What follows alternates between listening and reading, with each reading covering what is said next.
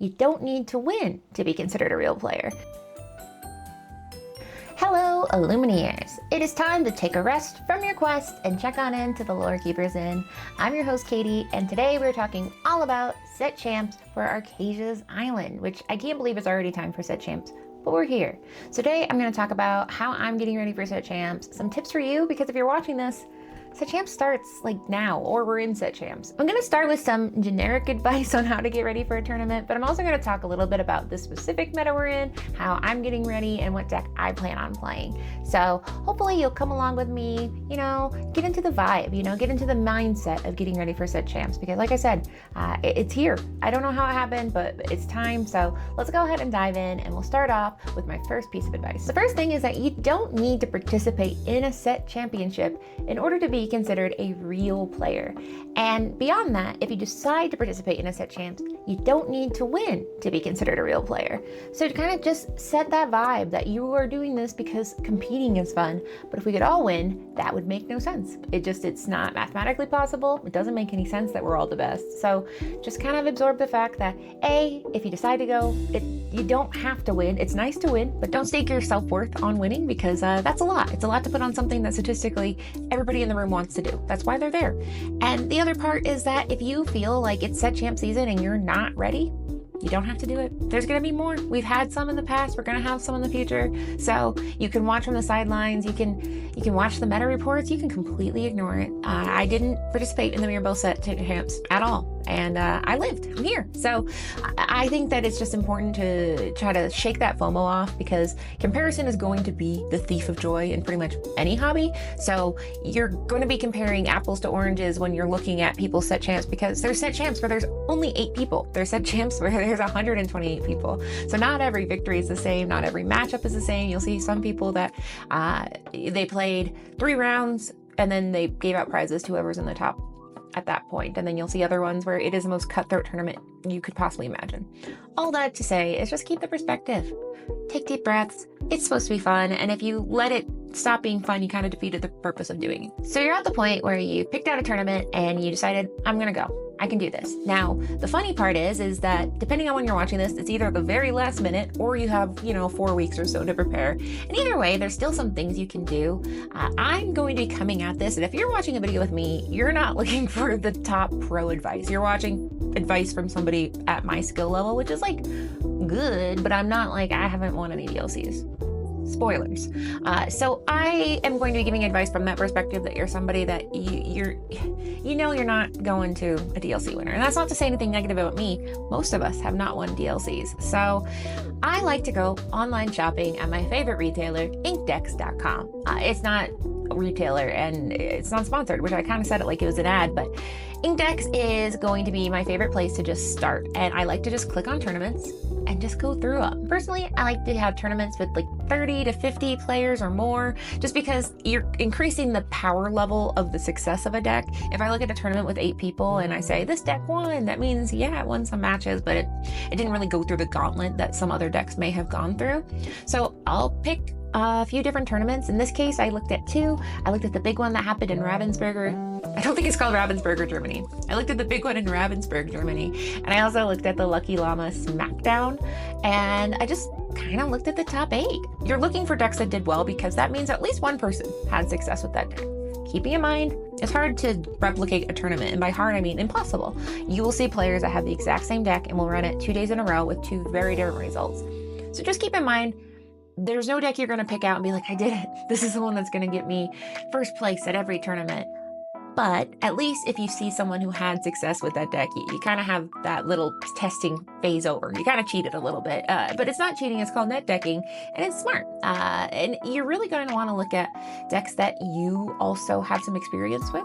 I say that because if you're watching this on a Friday and the tournament's tomorrow, you don't have a lot of time. So you're going to want to pick a color combination of something you're vaguely familiar with. Maybe you haven't played it a lot this meta, but you kind of get it. You're going to have your Amber Steel Song. You're like, I know how to use a Steel Song Singer package. You're going to have Amethyst Bounce, and you understand the shell of it.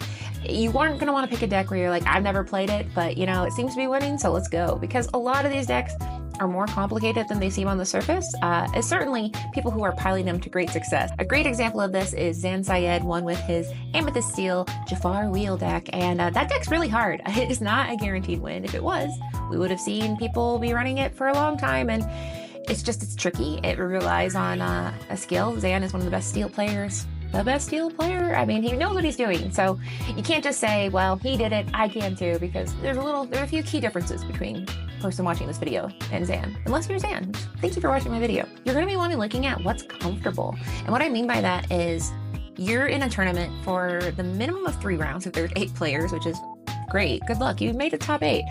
But it's going to be 12 hours tournament if it's a long one. So you want to pick a deck that you like to play. And you're going to have to think about like what makes you mad. I personally can get frustrated at aggro because, you run out of gas later. But control decks, if I go to time, I might explode, especially if I go to time multiple rounds in a row. The last thing I'll say on the topic is that net decking can have a kind of negative reputation because people are like, I want to make my own deck. And that is cool, but that is advanced. We're here in intermediate, and we have to just accept that net decking is just looking at somebody who's succeeded and saying, I'll start there. You can change cards, you can alter it to your play style, but if you're starting with a deck that's been tested, you at least know that you're saying there's a chance. And I think it's something that you're kind of, if you think about science, you got the control variables down a little bit. You're like, at least I know this deck can do well. Now it's up to me to learn how to pilot it. Another thing to think about is just the sample size of the testing of a deck by a player that is better than you. When you think about people like the Zan Syed's example of the world, the Zach Bivens, they don't just build a deck and sleep it up and go, let's go. They've tested, or at least they've thought about it. They've been in groups where they chat about it a lot. So you're kind of standing on the shoulder of giants and use that to your advantage. There's times to be creative, and there's times where if you're like, listen, I just want to try to win, then maybe don't be creative right now. The other thing that's really positive, in my opinion, about net decking is you have access to basically player guides. You're going to hear Metafy, people will sell Word docs. You can, have coaching, but really those guides, it's going to be kind of like, that scene in The Matrix where he like plugs in and he's like, I know Kung Fu.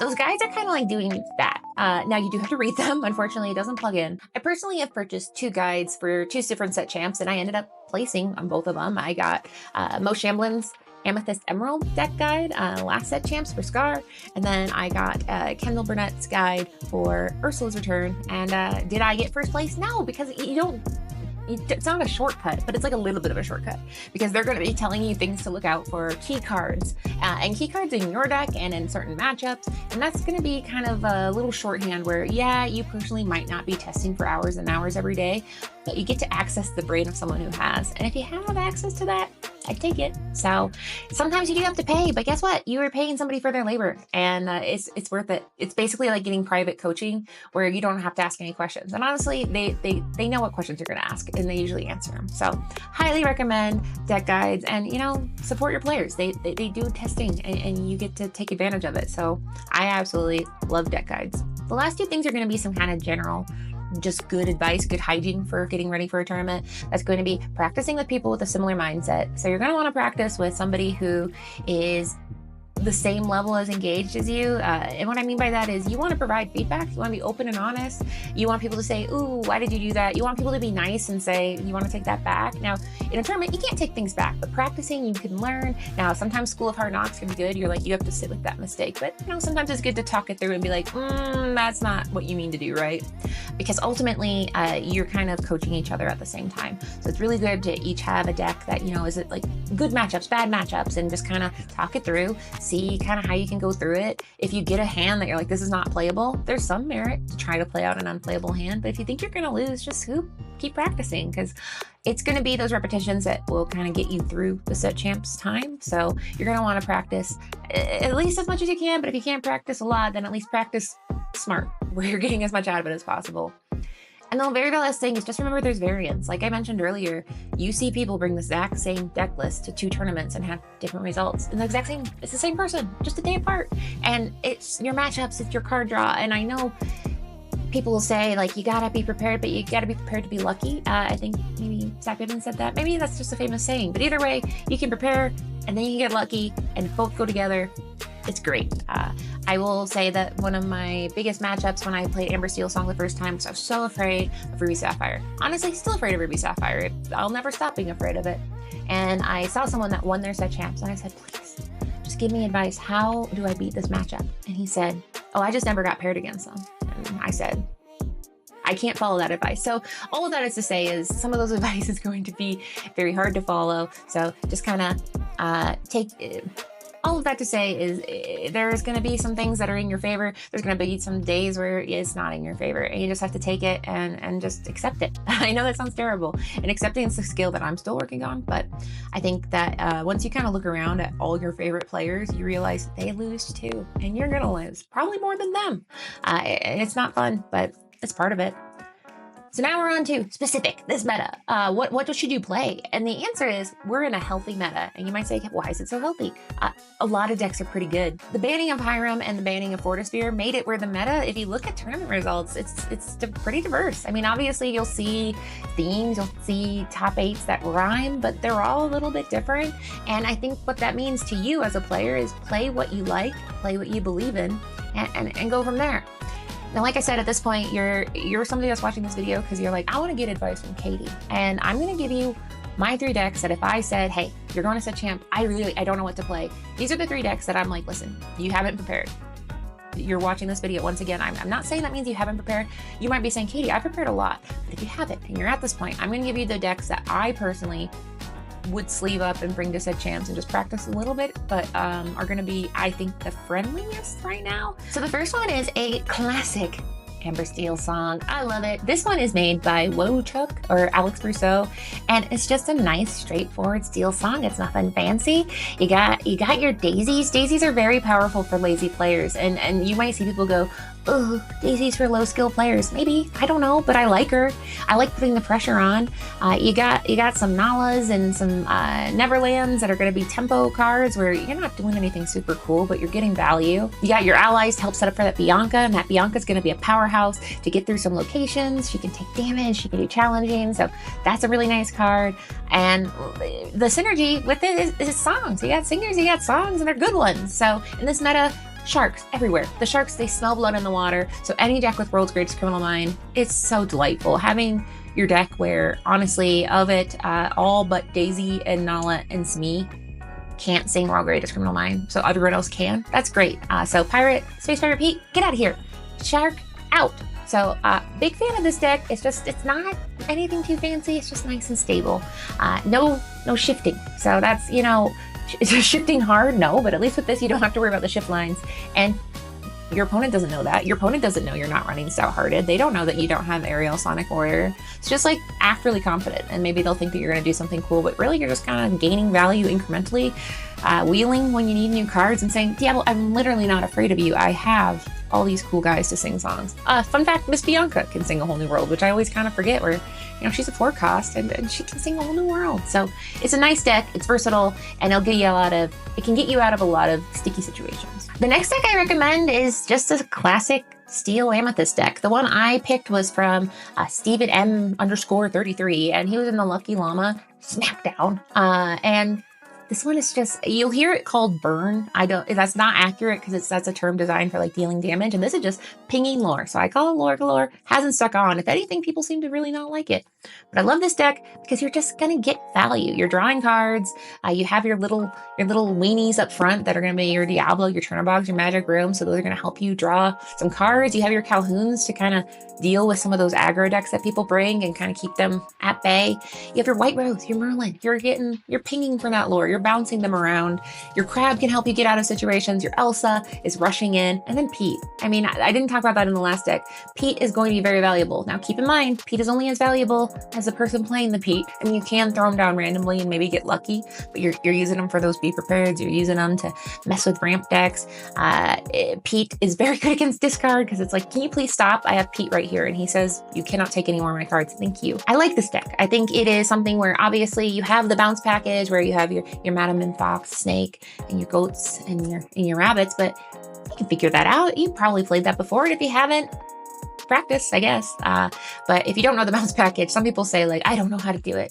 It does take a little bit of time, but I do think that once you kind of figure out timing of getting cards back and why you'd want them back, for example, you're going to want to get Pete back. You're going to want to bounce that Merlin. I mean, all of them are pretty great to bounce. So you don't have to figure out too hard because pretty much all the cards bringing them back to your hand has some sort of benefit, whether you want to ink it, heal it, whatever it is. So big fan of Amethyst Steel because I just think it's a good bang for your buck kind of deck, and there's a lot of cool things you can do with it. And the last deck I'll talk about today is the one I'm bringing, and that is Turn of Dogs. And you might say, Katie, I don't think that deck's so good all the time. And the answer is it's not good all the time. In fact, it can run out of gas. It can be a little bit, it can feel silly at times because sometimes you're playing Little Johns and Nalas that they truly can't challenge anything. But I do feel like at Set Champs, sometimes aggro is the way to go because people are like, what are you doing? And they bring decks that they think like they can get around the meta, and sometimes going fast is all you need.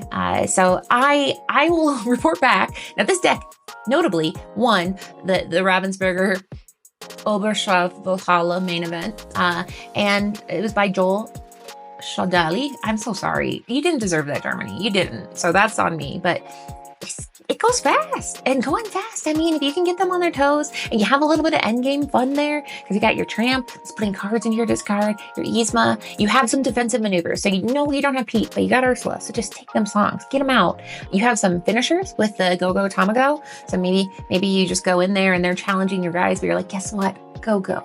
So it's kind of nice because sometimes I feel like aggro decks, you kind of going up a mountain, you're going, and then the momentum goes, and I think Go-Go is a great card to overcome that mountain that you can't really quite get over. And then you also have the Donald Duck that gives you a little extra lore. There's lots of fun little things. Cricky can be a good offensive maneuver. And then just get down that 9/9 Turnabog for a budget price. Mind you, not so great against Be Prepared. But what card is? So the highs of playing a Turnabog for free and getting in some lore against the Seal deck, it's pretty good. Just hope they don't have World's Greatest Criminal Mind. But as you can kind of see, all three decks can kind of counter each other. So what that says to me is, all these decks have a fighting chance, but that also means they all have weaknesses. You might notice all of them are pretty much aggro decks, with the exception of Steel Song. Amber Steel Song is traditionally a mid-range deck, so it is going to be a little bit more grindy. But even that with the Daisy is kind of aggro focused, and that's what I generally like to bring to Set Champs. I don't want to go to time. You're playing against people who might also be playing control decks. They might be playing a little bit slower because they're stressed. So if I have an aggro deck, I'm either going to win fast or I'm going to lose fast. And for me, that sounds great.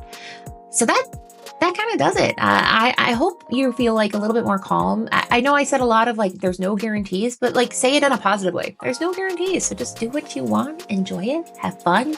If you heard this and you're like, no, I want to bring a really fun, spicy deck, bring a spicy deck, because honestly, sometimes your opponents are like, I literally don't know what you're doing over there. And that could be its own element.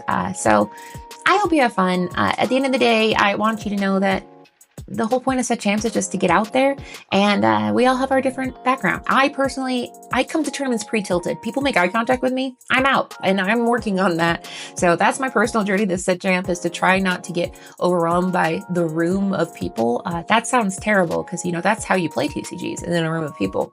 But I'm working on it. I'm going to try to be confident for a whole day. So my first one is on Sunday. It's a small one, so it's nice. I'm going to warm myself up. Then I have a few bigger ones later in the month. But either way, comment below. What deck are you going to bring? Did this help? Did it not help? Do you have more questions? Either way, you can always comment below and I'll write back. And I look forward to hearing how you do and seeing pictures. And last thing I'll say, you're going to see a lot of photos of people holding their little promo.